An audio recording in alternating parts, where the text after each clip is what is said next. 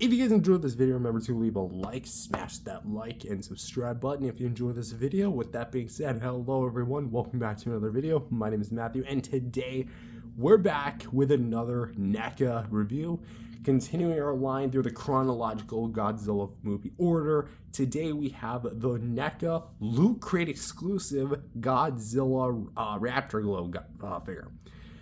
If you guys don't know, in March of, I think it was 2018, I could be wrong about that. Basically, this figure, along with some other stuff, I think one of them was Alien or Predator.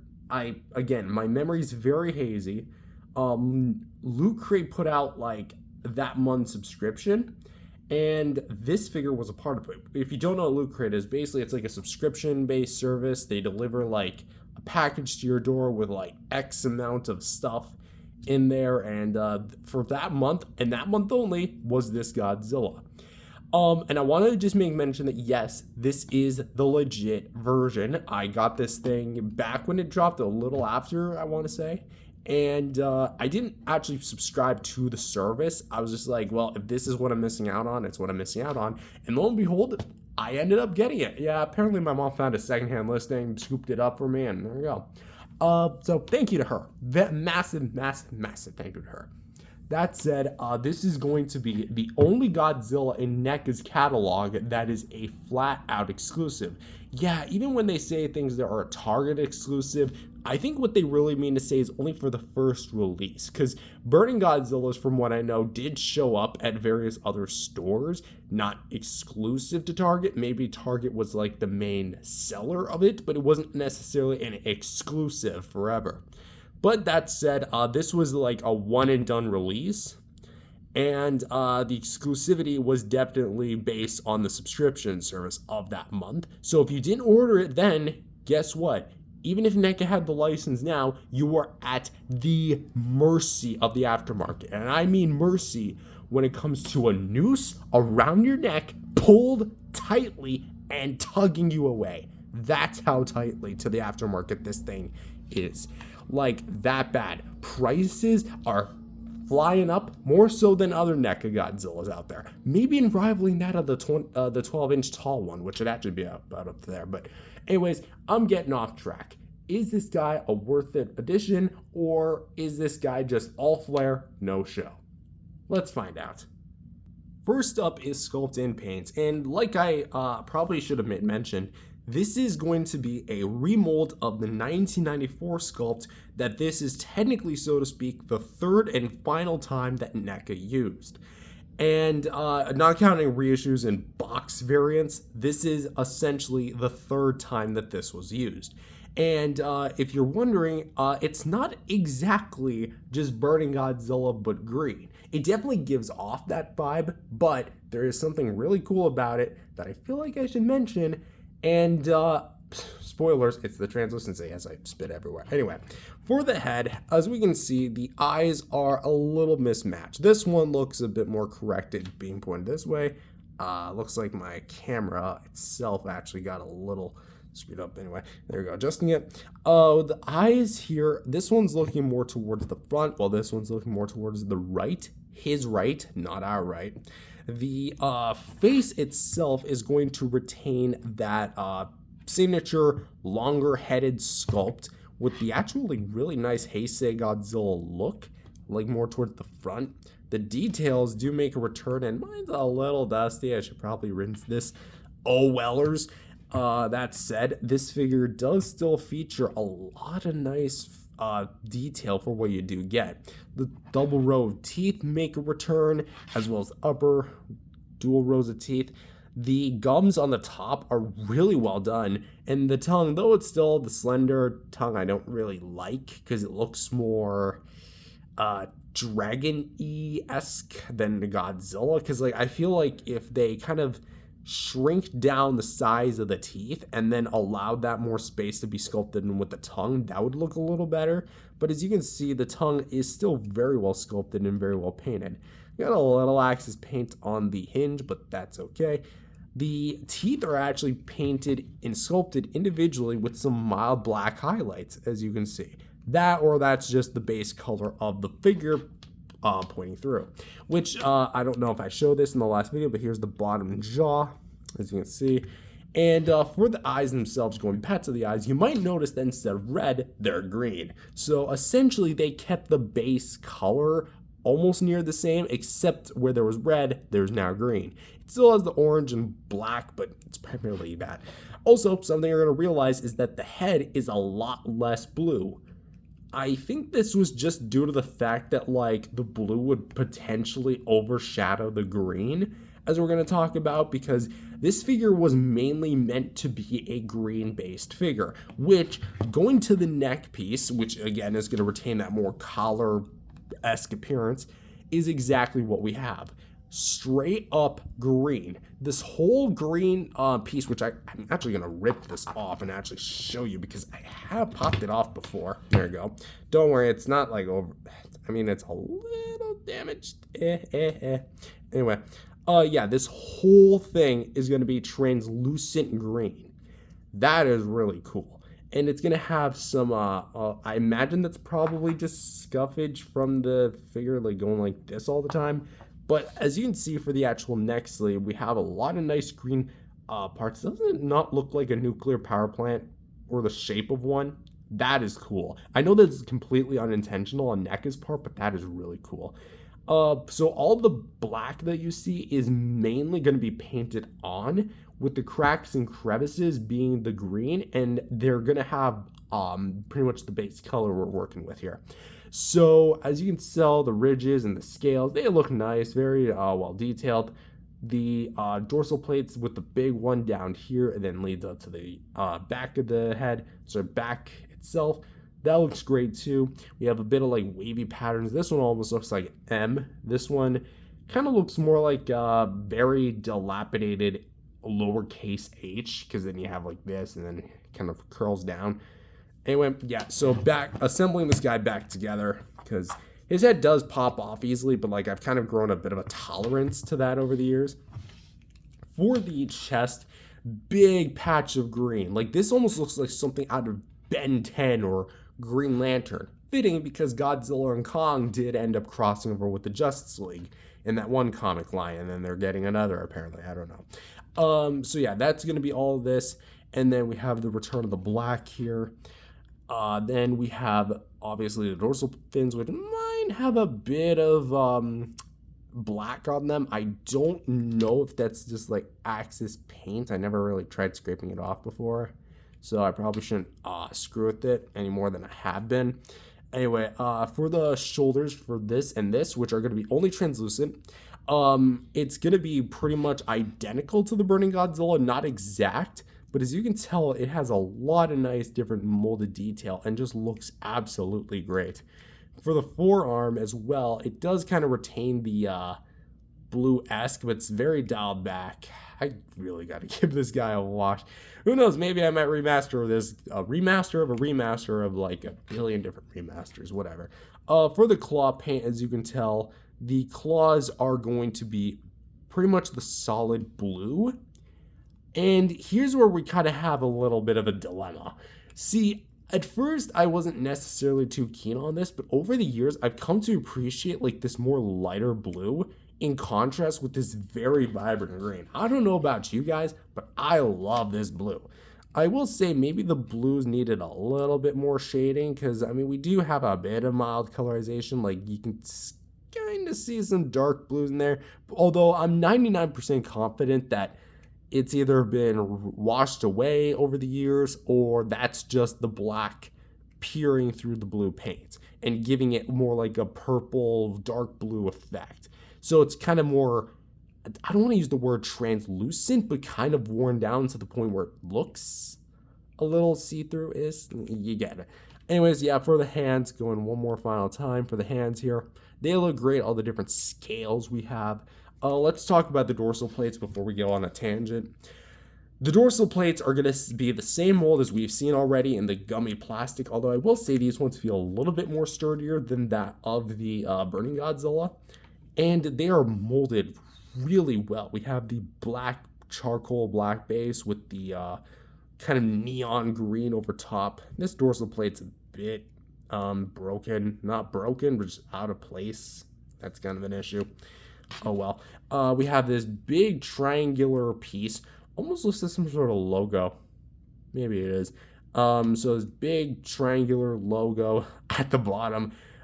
Maybe this is Godzilla's superhero logo. Anyway, the black makes a return, of course, here for the more chest, stomach, abdomen region.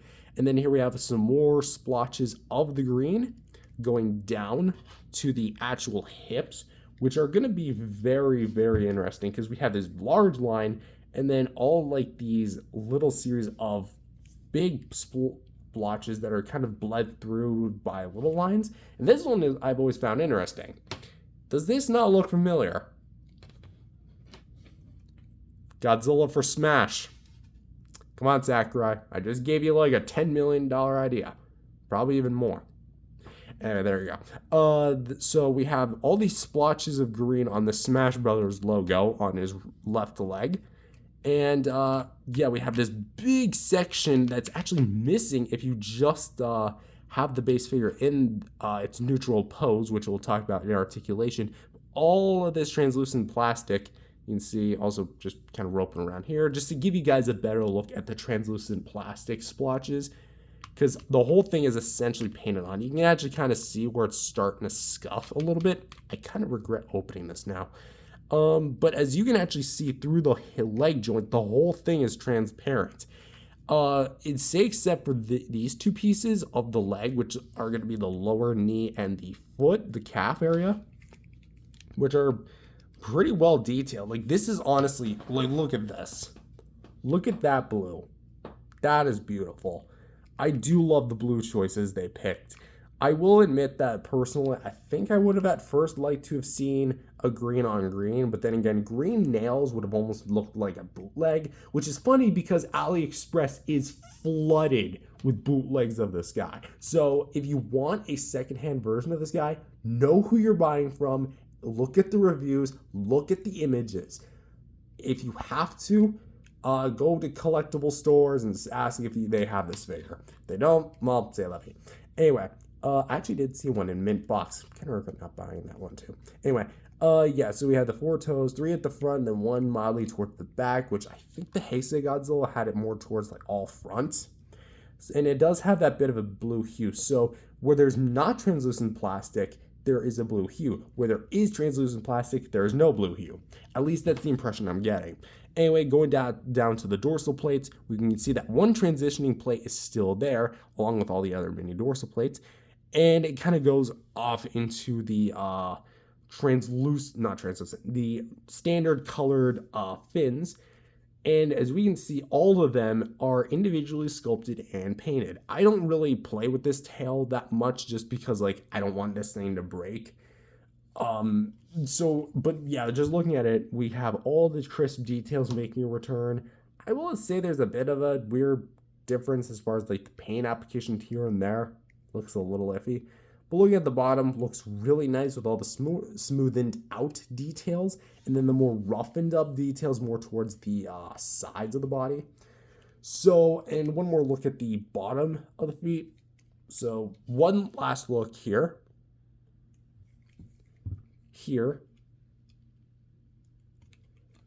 Down, sorry, from above, down, and from the front. So, that is going to be the Loot Crate Reactor Glow Godzilla sculpt and paint. I'll be honest and say, I definitely think they did a pretty damn good job with the actual, detail and paint with what this was. Although keep in mind that since this was released in 2018, because keep in mind around that time we also have the 60, 62, a little later we get the 64, things like the KOTM line in 2019. So this was like right around that time, and as far as sheer quality consistency goes, he kind of falls a little short. Not because of his like absolutely horrendous sculpt. No, the 94 sculpt was actually a decent Heisei mold. For 94 specifically, a little less, but for a generalized Heisei Godzilla, it was pretty damn good.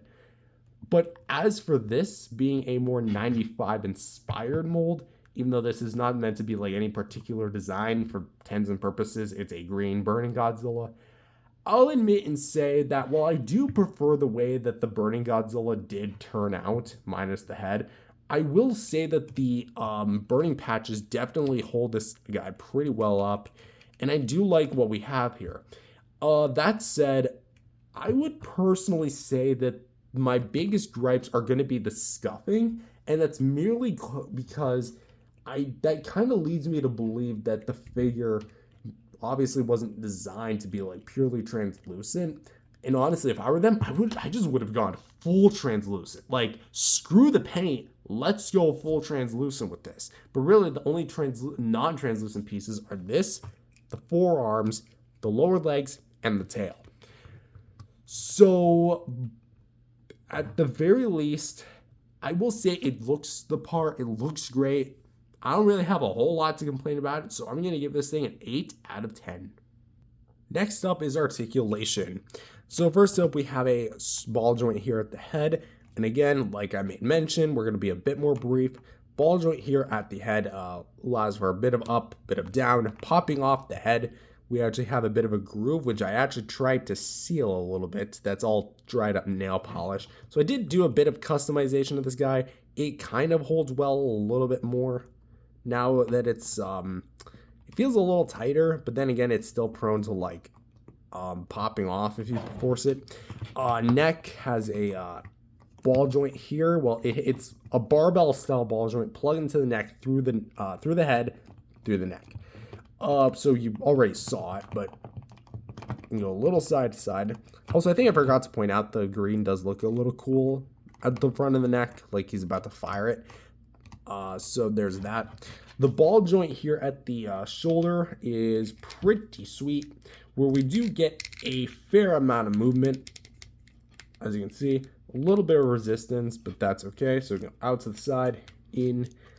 Swivel hinge here for the bicep, which, there we go. Little up and down like that. Hinge for the elbow, which can go like that, like this. And swivel all the way around. Very tight though, so there is that to mention. The plastic used is definitely not the more malleable, soft type. For the wrist, we can go like this, side to side. It's on a ball joint, by the way. Hinge for the fingers, so we can go close in, close out. For the waist, we can go a full 360 degrees, along with some more kind of like back and forth motion. Although do keep in mind that even though they are transparent, the black parts are painted still, so they can be prone to paint chippage. And funny enough, there's actually, I forgot to mention this, but there's actually like a bit of an area where it's kind of cleared out in the folds to allow a bit more articulation. There you go. So there is that. Also, I would like to make mention that my hinge on this arm is a little loose. I tried fixing it up with nail polish, but it's not doing me any favors. So there's a ball joint here for the hips. As we can see, it goes all the way around and a little out to the side. For the knee, we can go like this, like that, and pretty much swivel, I think effectively a 360, but like I just don't want to push this thing right now. You can actually go a little beyond. Look at that. I guess because of its soft plastic. And of course a ball joint here for the foot. A couple ball joints here for the tail. 1, 2, 3, 4. And a bendable wire for the rest of the tail. So for the articulation, again, third time we'd be technically seeing this. Second time we're talking about it as far as the chronological remaster reviews go, because I am skipping out on the 94 intentionally. If you were wondering why, basically that figure has been fudged up by my 12-year-old self, and yeah, that figure is toast and I'm looking to replace it. With that said, this figure on its own is pretty damn sweet. It's got a lot of joints and I do like what we have. However, the plastic used is definitely going to be a bit restrictive. When I rotate things like the shoulder here, I feel a bit more resistance than something like the Burning Godzilla, which may have had a bit of a softer plastic used. So there is that to mention. And as far as like the posability, like as far as scuffing is concerned, that's also going to be posing a little bit of a problem.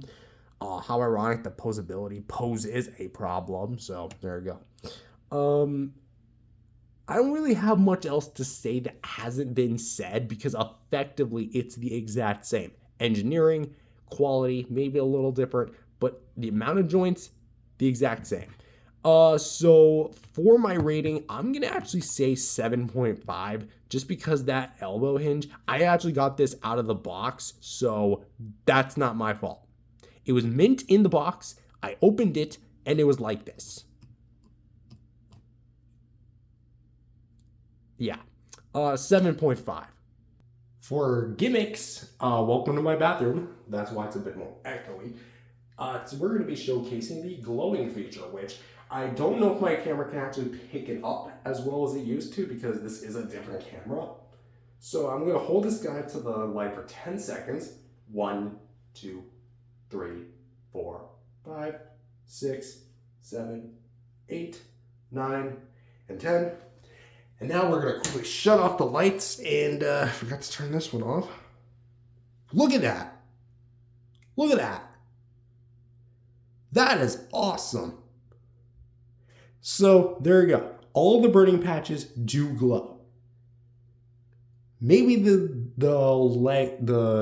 nails should have glown, but hey, this is awesome. So there you go. There's the glowing feature. It still works after nearly, how long has it been? 7 years? That's really impressive. Like, honestly, that is incredible. So for the gimmicks, do I think that it glows vibrantly? Yes, it absolutely does. That said, I do think that the glow in the dark feature maybe could have used a bit of work as far as the mouth is concerned. Like, why not make that glow? But the quality of the glow is actually pretty good. I don't know how long it lasts. It really just depends on like lighting conditions, how long you charge it for. Because if you just like do like 1 second in the sun, okay, there we go, let's go inside. It's gonna wear down pretty fast. So it's quite literally a react charge up. So I also feel like maybe the nails could have lit up a little bit. But it's very vibrant and very cool. I just see a bit of missed potential. So I am going to dock off a point for that. But that said, 9 out of 10 feels appropriate for this guy. And so first up, size comparisons. Here he is next to his brethren, the 95 Burning Godzilla and the 94 Godzilla versus Space Godzilla Goji. And as you can tell, he's essentially an identical version to him, but he's not exactly 100%. See, as you're going to see with things like the actual burning patches, he's got a little bit more of like a blocky, kind of clean cut versus this one where it looks more like what we saw on film. So it almost looks like this one has more radiation than this one does. But that said, in my personal opinion, and this isn't like bashing the Reactor Glow in any way, I think I personally prefer the Burning Godzilla over the Reactor Glow. And honestly, I think that all just has to come down to is mainly presentation. I like the translucency on this guy a bit more than the Burning Godzilla, than the Reactor Glow Godzilla, because this guy feels just right as far as the translucency versus how opaque it is. This one is straight up opaque. Like, the only reason I knew this was translucent was because I shone a light through it and it came out the other side. Very mildly. So as far as the quality of the burning patches go, I am going to have to give the edge to Burning Godzilla, not to mention it just feels a little bit more, I don't know, it feels different.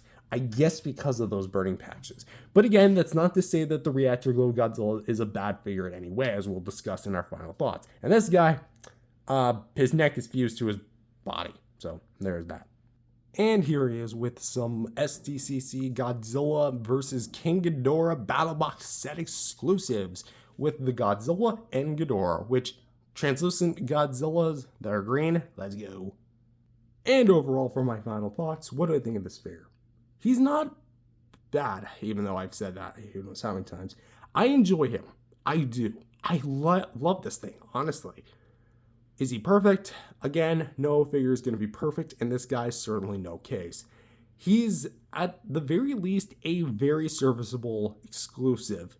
That said, the sculpt is reused from the 94 mold for the third time, so your mileage will vary on the 94 mold, being reused once again. The articulation is very good, although a little bit more restrictive thanks to the plastic and the constant scuffing on places like the legs and the arms. And his glow-in-the-dark feature is going to be his main selling point, and I do think that alone is at least good. That said, does that warrant a purchase? I'm going to say maybe not, because like I made mention, this thing is rare, very rare. And maybe I'm hyping it a bit much, but with how rare common NECA Godzillas are, like how rare standard releases are these days, because they were made like select batches, this thing is definitely going to be the very hardest one, the hardest one to find of the 6-inch line. So let's assume you find this guy for maybe about $60 to $70. I feel like that's a fair resale value for what is effectively a 7-year-old figure. Is that good? I would say so. But that said, I really only recommend that price if you find this guy mint in the box, undamaged, unopened. If you find it opened and they're selling it for that price, don't even look at it. Only if it's in the box. That said, I'm going to have to give my final score of this figure an 8 out of 10. That said, that's all I've got for this video. If you enjoyed it, leave a like and subscribe to the channel as I've said in the intro, and I will see you guys in the next video. Peace out, everyone.